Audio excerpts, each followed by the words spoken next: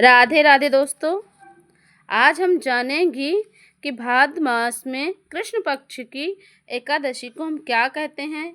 आज हम जानेंगे भाद्र मास एकादशी की व्रत कथा, एकादशी के दिन सुनी जाने वाली कथा जो बहुत पौराणिक और बहुत पुण्यदायक की कथा है।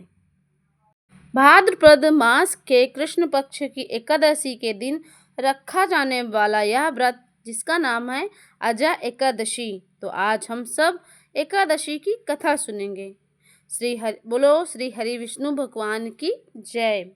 एक समय की बात है, एक बहुत ही दानी सत्यवादी राजा हरिश्चंद्र हुआ करते थे। राजा हरिश्चंद्र इतने प्रसिद्धवादी और सत्यवादी महात्मा थे कि उनकी कीर्ति से देवों के राजा इंद्र को भी ईर्ष्या होने लगी। इंद्र ने महर्षि विश्वामित्र को राजा हरिश्चंद्र की परीक्षा लेने के लिए उस्का दिया।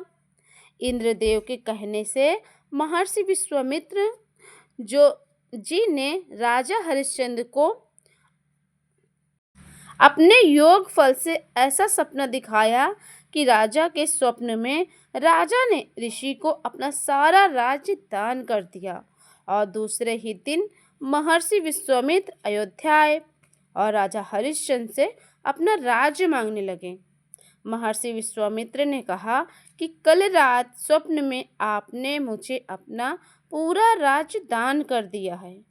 स्वप्न में किए हुए दान को भी राजा ने स्वीकार कर लिया और विश्वामित्र जी को अपना सारा राज्य दे दिया। राजा हरिश्चंद्र पूरी पृथ्वी के सम्राट थे और अब दान की हुई भूमि पर रहना उन्हें उचित नहीं लगा, इसलिए वे अपनी स्त्री और पुत्र के साथ काशी आ गए। क्योंकि पुराणों में यह वर्णन है कि काशी भगवान शंकर की त्रिशूल पे बसी है, अतः वो पृथ्वी पर होने पर भी वह पृथ्वी से अलग मानी जाती है। अयोध्या से जब राजा हरिश्चंद्र जाने लगे तब विश्वामित्र जी ने कहा कि जब तप और दान बिना किसी दक्षिणा के सफल नहीं होते। तुमने इतना बड़ा राज्य दान दे दिया है तो उसकी दक्षिणा में 1000 सोने की मोहरें भी दे दो। राजा हरिश्चंद्र के पास अब कोई धन नहीं था। पूरा राज्य दान करने के साथ राज्य का सारा धन वो भी दान कर चुके थे। अब ऋषि को दक्षिणा देने के लिए उन्होंने 1 महीने का समय मांगा और वो काशी आ गए। काशी में उन्होंने अपनी पत्नी शैवा को एक ब्राह्मण के घर यहाँ बेच दिया, लेकिन उनका बेटा एक छोटा बालक था। वह प्रार्थना करने पर उसे उसकी माता के साथ रहने की आज्ञा दे दी।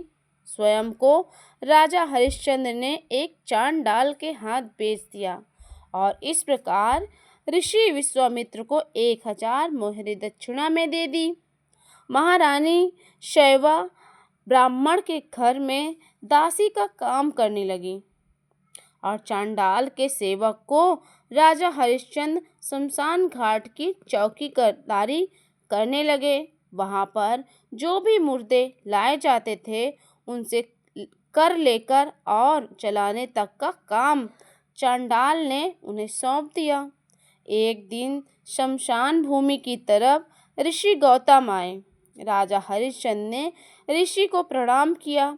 ऋषि गौतम ने कहा, किसी पूर्व जन्म के पाप के कारण आपकी यह दशा हुई है। यदि आप भाद्रपद कृष्ण पक्ष की एकादशी का व्रत करो और अजा एकादशी की कथा भी सुनो तो इस हाल से आपका उद्धार हो जाएगा।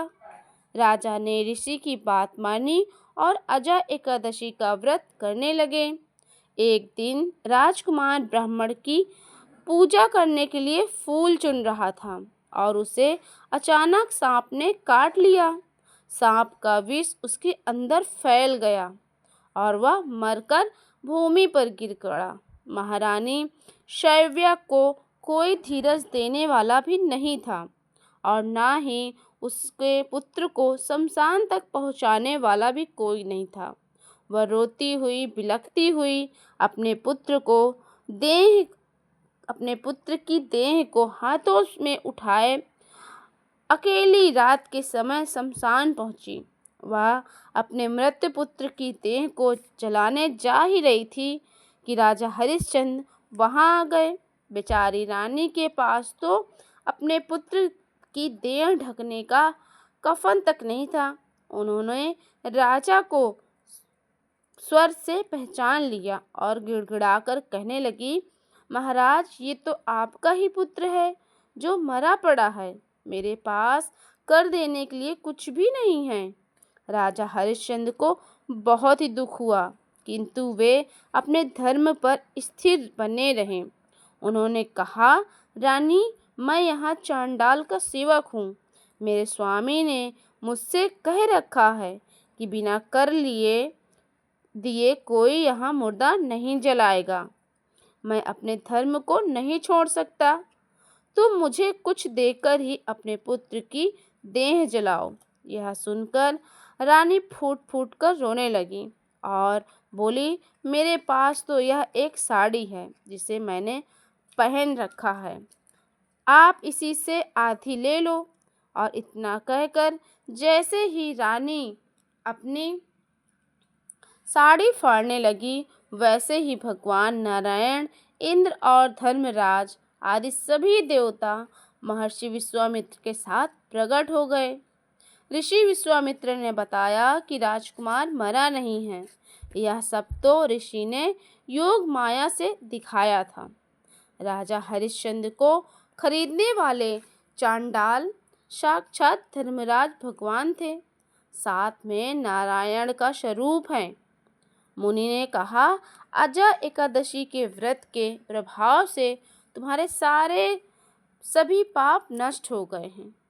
सत्य के प्रभाव से राजा हरिश्चंद्र और महारानी शैव्या के साथ भगवान वैकुंठ धाम चले गए और महर्षि विश्वामित्र ने राजकुमार को अयोध्या का राजा बना दिया। तो ये थी भाद्रपद मास के कृष्ण पक्ष की अजय एकादशी की व्रत कथा।